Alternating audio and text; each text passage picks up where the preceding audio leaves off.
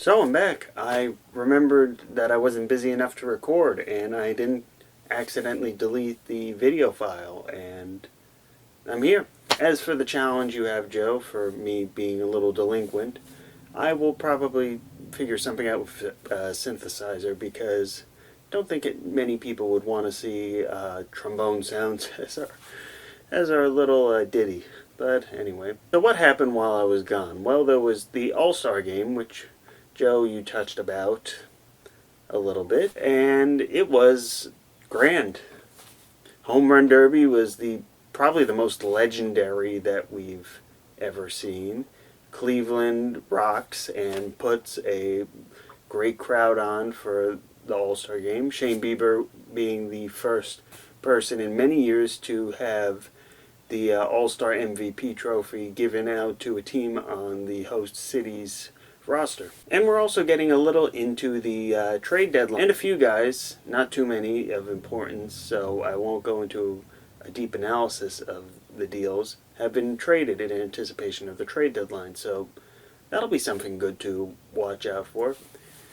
What I expect the Yankees to do is they will buy, probably get a starting pitcher and a reliever, and the Mets will sell, because why not? They're not contending. And I know there's a big thing called basketball free agency. Joe, I'll let you deal with it. We'll just punt that down the road another week, because I want to talk about what the Angels did. So, what we hadn't really talked about too much over the last couple of weeks, partly my fault being out, is that Tyler Skaggs, a pitcher on the Angels, passed away suddenly while the team was in Texas. No word on what happened. They have an autopsy, they've done it, but they're waiting for the season to end before releasing it per the family's request. But Skaggs was a solid, if unspectacular, piece of the Angels' rotation, and potentially could have been a trade acquisition for another team if the Angels had fallen out a little further. But now all that is in the past and moot as life takes over. And life takes over in a big way, especially if you are the Angels. So last Friday was the Angels' first home game since all this went down.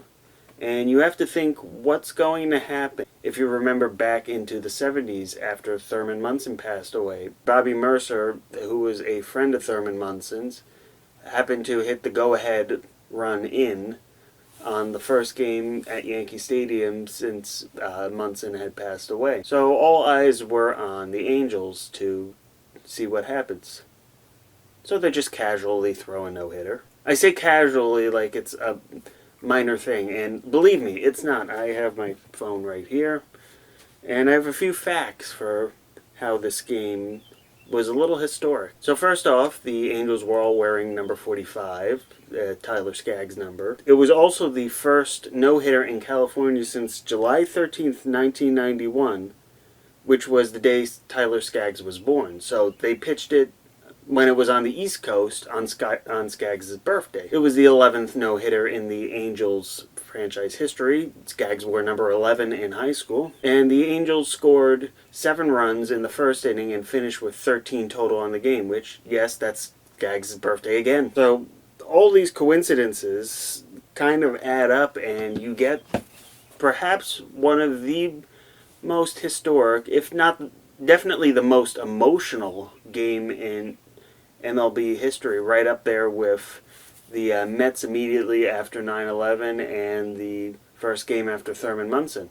Probably where this lands, I'd say definitely in the top 50 all time, I would have to say. Maybe even the top 20. As for no-hitters, well, that's kind of hard to tell because it's not in the perfect game level of things. There was one walk in the 5th inning by Omar Narvaez that broke it up. But as no-hitters go, it wasn't really that dominant, and it was a combined no-hitter, so I would say this is definitely in the top 10 or top 5 no-hitters in history. What do you think, Joe? Do you think that I'm a little off the mark on where to place this no-hitter in history, or do you have any other thoughts on this? Hopefully next week we'll have a little more to talk about on the trade deadline, or maybe even NBA free agency, or we just punt that down the road more. I don't know.